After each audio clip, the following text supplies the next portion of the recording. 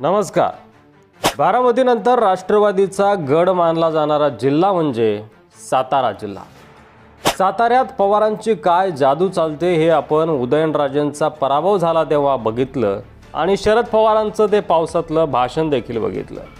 यावेळी देखील शशिकांत शिंदेंचा थोडक्यात पराभव झाला आणि त्यामुळे हा पराभव पवारांच्या जिव्हारी लागला आणि त्यामुळे सातारा पवारांच्या टार्गेटवर आहे। सातारा जिल्ह्यातील विधानसभा मतदारसंघ आता काबीज करायचे हेच शरद पवारांचं लक्ष आहे।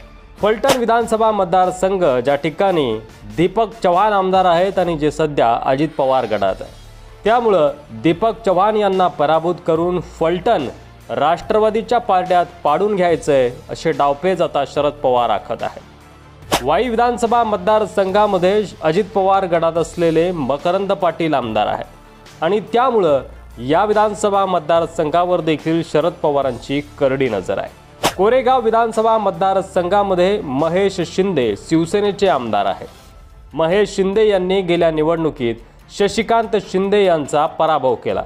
शशिकांत शिंदे राष्ट्रवादीकडून मैदानात होते। यावेळी शशिकांत शिंदे खासदार झाले असते तर कोरेगावची जागा शिवसेनेला जिंकणं सोपं गेलं असतं। मात्र उदयनराजे यांच्या विरोधात शशिकांत शिंदेंचा पराभव झाल्यानं कोरेगावमधून पुन्हा ते मैदानात उतरले तर शरद पवार यांना कोरेगावची जागा काबीज करण्यात यश मिळू शकतं।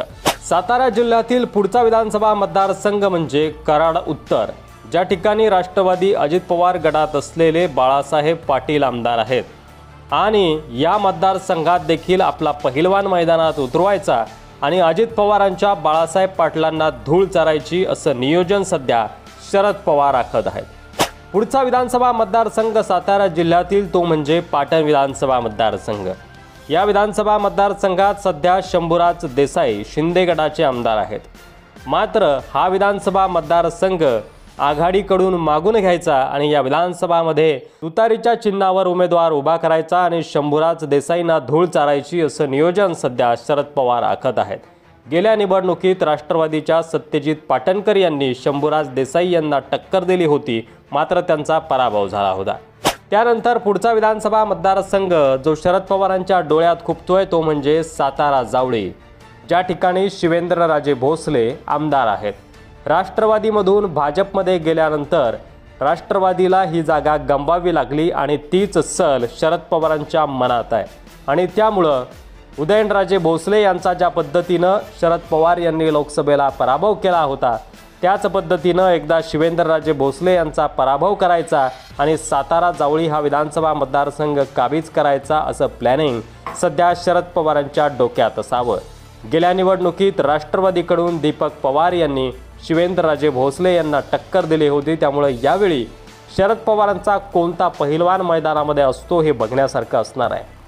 साताऱ्यामधील या 6 विधानसभा मतदारसंघापैकी किती जागा शरद पवार जिंकू शकतील आणि अजित पवारांना धूळ चारू शकतील, तुमचं मत कमेंट बॉक्समध्ये लिहायला विसरू नका आणि अशाच संबंधित व्हिडिओसाठी चॅनलवर नवीन असाल तर सबस्क्राईब करा, व्हिडिओ जास्तीत जास्त शेअर करा।